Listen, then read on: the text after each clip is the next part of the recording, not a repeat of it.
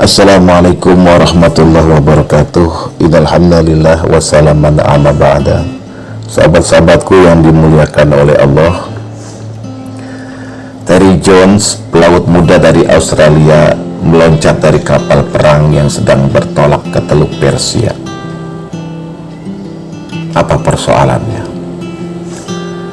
Dia menonton acara televisi yang memperlihatkan Presiden Amerika Serikat George Bush sedang asik bermain golf. Ketika ribuan orang tengah mempertaruhkan nyawa mereka di padang pasir yang panas, begitu pikir Jones.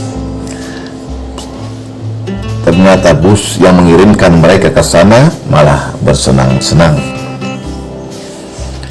Diperkirakan lebih dari 70 juta orang di seluruh dunia menyaksikan Bush main golf.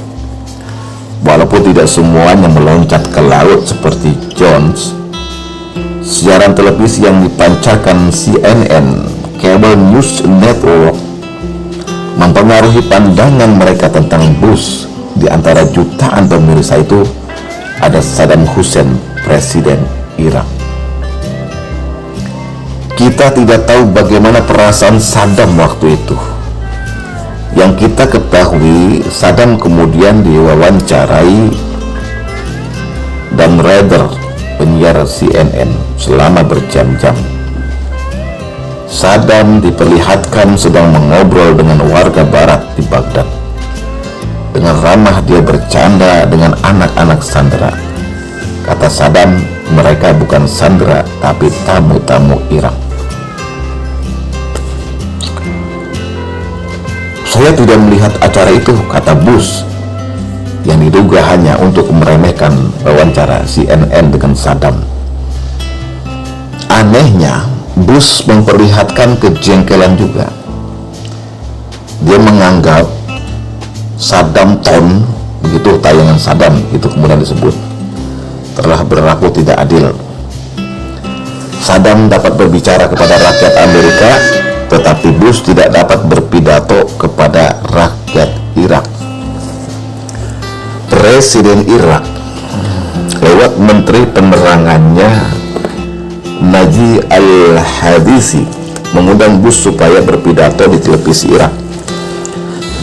Kemudian Bush mempersiapkan rekaman video untuk dikirim ke kawasan Teluk. Sebuah proses politik yang menarik sedang berlangsung. Orang menyebutnya video politik. Jonathan Alter, kolumnis Newsweek, mengubah satu kata dalam pernyataan Clausewitz. Dia ahli strategi militer. Video politik telah menjadi perpanjangan perang dengan cara yang lain.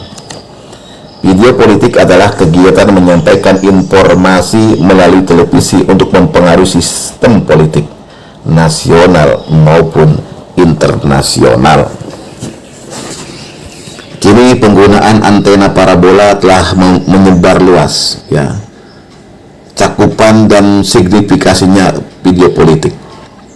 Penampilan Bush di depan kamera televisi bukan hanya mempengaruhi David Scott di Utah, Amerika Serikat, tetapi juga Terry Jones di Australia dan Kang Latif di Bandung. Melalui siaran CNN, Saddam bukan saja dapat memonitor pertambahan tentara di Arab Saudi, jatuhnya pesawat tempur Amerika Serikat, tetapi juga kesulitan Bush untuk memperoleh dana guna menyokong perangnya di Teluk Persia. Saddam dapat mengetes reaksi rakyat Amerika ketika dia membebaskan sebagian warga barat yang disanderanya. Menyajikan realitas buatan. Salah satu kekuatan televisi adalah kemampuannya untuk menyajikan realitas kedua, second hand realities, lewat layar kecil yang berfungsi sebagai jendela dunia. Para pemirsa diarahkan untuk mendefinisikan situasi sesuai dengan kehendak elit pengelola informasi. Orang bertindak mengambil keputusan tidak berdasarkan realitas, tetapi berdasarkan makna yang diberikannya kepada realitas itu. Boleh jadi benar tuntutan Saddam mengenai Kuwait, tetapi media yang umumnya didominasi negara-negara barat telah mendefinisikan Saddam sebagai diktator yang haus darah, agresor yang agak sinting, orang yang sama pernah dipuji sebagai pahlawan Arab ketika menyerbu dan menganeksasi beberapa provinsi di Iran pada tahun 1980. Amerika Serikat dikemas di media sebagai pelindung Arab Saudi dari invasi Irak dan penegak demokrasi.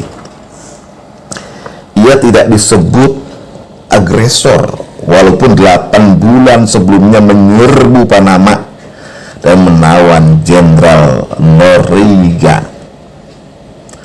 Mengapanya Saddam yang dilukiskan sebagai Hitler? Bukankah apa yang dilakukan Inggris di Falkland, Malvinas, Perancis di Afrika Utara, Uni Soviet di Afghanistan, dan Israel di Lebanon tidak berbeda dengan apa yang dilakukan Irak sekarang? Apa yang menyebabkan tindakan yang sama disebut agresi pada waktu yang satu dan disebut tanggung jawab moral pada waktu yang lain? Ini hanya masalah definisi situasi. Lihatlah bagaimana A.M. Rosenthal mendefinisikan campur tangan Amerika di Timur Tengah. Tujuan kita yang terakhir ialah memusnahkan kediktatoran Baghdad yang keterlaluan kejamnya dengan hukuman ekonomi dan militer dari negara-negara barat. Lalu bagaimana definisi situasi versi Irak? Irak telah dipilih Tuhan untuk menghancurkan kesombongan imperialis Amerika, kata Saddam. Dia mengajak kaum muslim untuk membebaskan tanah suci Mekah, Madinah, dan Yerusalem dari dominasi orang-orang kafir. Sementara Arab Saudi mengimbau umat Islam untuk melindungi kota-kota suci itu. Nah, televisi mempunyai dampak politik lebih besar bila definisi situasi yang ditampilkan diterima oleh para pengambil keputusan politik. Efeknya terhadap segelintir elit penguasa jauh lebih penting daripada efeknya pada ribuan khalayak ramai. Karena itu, tokoh-tokoh politik secara sepenuhnya menyadari efek video politik dan berupaya mengendalikannya. Rekayasa video politik. Televisi memainkan peran politik untuk pertama kalinya pada tahun 1960. The Great Debates antara Kennedy dan Nixon bukan saja memasukkan uang berlimpah pada profesi televisi, tetapi juga mempengaruhi hasil pemilu Amerika. Ketika Kennedy berada di Gedung Putih, dia betul-betul memanfaatkan televisi sebagai megafonnya. Televisi telah menjadi instrumen politik. Pada tahun 1963, Kennedy terbunuh. Televisi menyiarkan tragedi ini secara emosional. CBS, NBC, dan ABC mengubah durasi siaran berita malam hari dari 1/4 jam menjadi setengah jam. Mulai tahun ini dan makin lama makin kuat pada tahun-tahun berikutnya. Televisi telah mengubah institusi politik, pola perilaku memilih, opini publik, dan etos politik. Pada tahun 1976, Ford and Carter bersaing untuk menjadi presiden.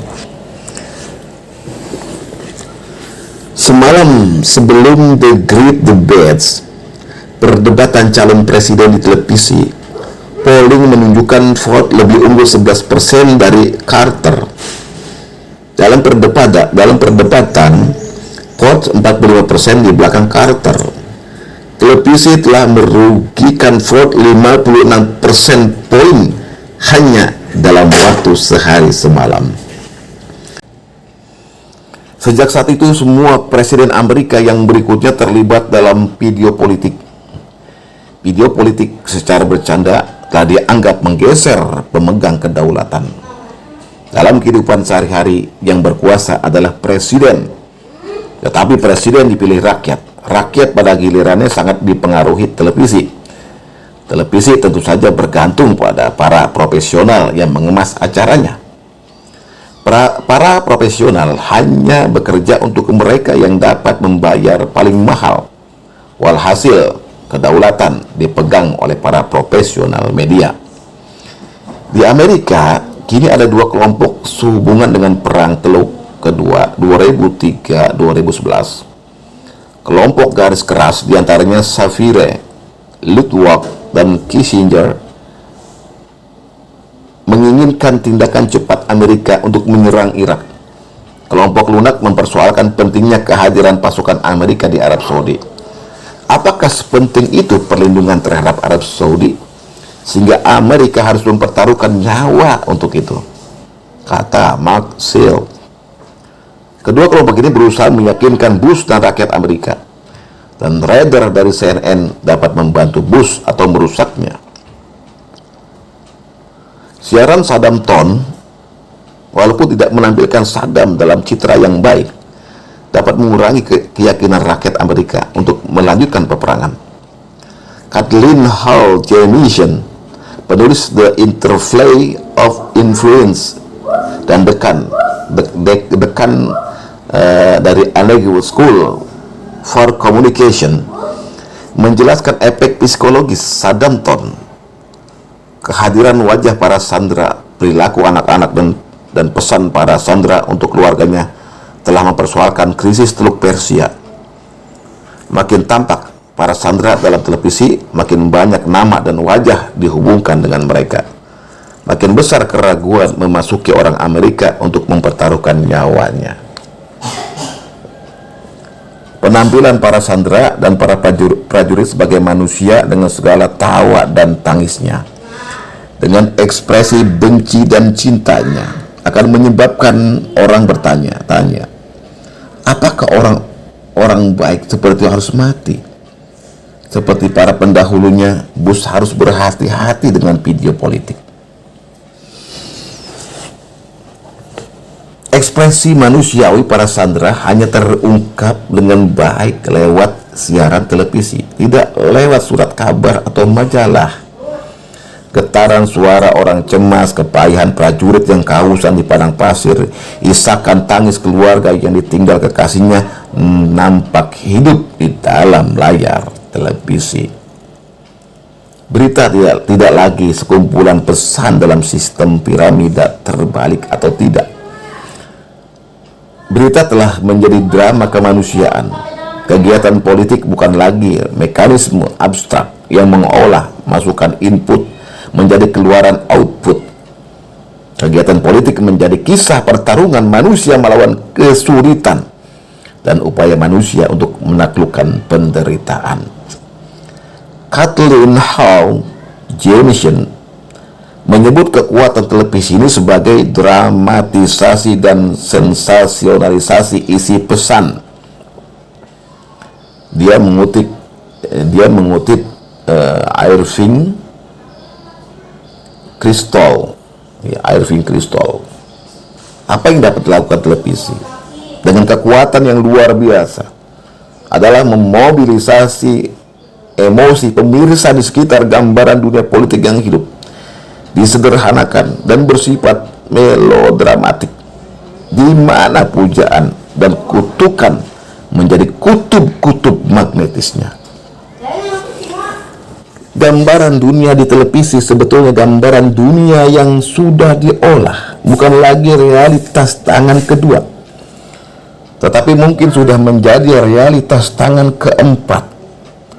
Tangan pertama yang usil adalah kamera, gerak, ambilan, dan sudut kamera, motionnya, shootnya, dan angle-nya menentukan kesan pada diri pemirsa. Gerak kamera yang lambat menampilkan kesan lembut dan romantis, sedangkan gerak cepat menimbulkan kesan dramatis. Bila kamera menyorot terwawancara dari atas, ada kesan bahwa terwawancara mempunyai kedudukan lebih rendah. Reporter dan penyiar biasanya diambil dengan medium close up atau medium zoom. Ambilan seperti ini memberikan kesan objektif, netral, dan tidak memihak. Close up dilakukan untuk menangkap reaksi emosional. Tokoh-tokoh jarang diambil dengan ambilan jauh atau long shot karena dapat mendepersonalisasikan dan mengurangi keterlibatan emosional para pemirsa. Ambilan jauh hanya dipakai untuk melukiskan latar belakang atau konteksnya. Tangan kedua masuk dalam proses penyuntingan. Dua gambar dapat dipadukan untuk menimbulkan kesan yang dikehendaki. Bush misalnya menyampaikan pidato. Segera setelah itu ditampilkan gambaran hadirin yang memberikan tepuk tangan. Pemirsa mendapat kesan bahwa pidato Bush mendapat sambutan meriah. Padahal hadirin yang bertepuk tangan itu jauh lebih sedikit daripada yang diam. Tetapi editor membuang gambar hadirin yang diam.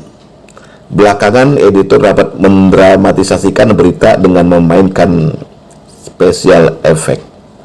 Ya. Kemudian masuk ke tangan ketiga. Ya, masuk ketika gambar muncul dalam layar kecil televisi kita. Layar televisi mengubah persepsi kita tentang ruang dan waktu. Bangunan besar menjadi rumah-rumahan, biduan menjadi boneka kecil. Pada saat yang sama, penyiar menjadi sebesar gedung putih atau medan pertempuran. Televisi mengakrabkan tokoh-tokoh dan tempat-tempat yang jauh. Saddam dan Bush datang ke kamar kita dan berhadap-hadapan dengan kita. Hubungan interpersonal kita, termasuk benci dan cinta kita, melintas batas-batas geografis. Masuk ke tangan keempat adalah perilaku para penyiar televisi. Mereka dapat menggarisbawahi berita, memberikan makna yang lain, atau meremehkannya. Para penyiar sekarang tidak lagi berperan sebagai gatekeeper, penjaga gawang yang objektif. Mereka telah menjadi pendukung, advokat. Mereka dapat berperan sebagai duta atau diplomat, sering lebih efektif daripada para negarawan. Walter Cronkite berjasa dalam menghubungkan Presiden Mesir Anwar Sadat dan Perdana Menteri Israel Menachem Begin sehingga tercapai perjanjian Camp David tahun 1978. Dan Rader membawa Saddam untuk berdialog dengan rakyat Amerika dalam krisis Teluk. Video politik terus berlangsung. Kemajuan dalam teknologi komunikasi telah menjadikan video politik bersifat global dan universal. Di samping ditentukan oleh pergelaran senjata-senjata canggih di padang pasir, akhirnya krisis Teluk juga akan ditentukan oleh penayangan televisi yang akan memenangi pertandingan. Tampaknya bukan lagi Saddam dan Bush, tetapi dan Rader dan penyiar televisi lainnya. Assalamualaikum warahmatullahi wabarakatuh.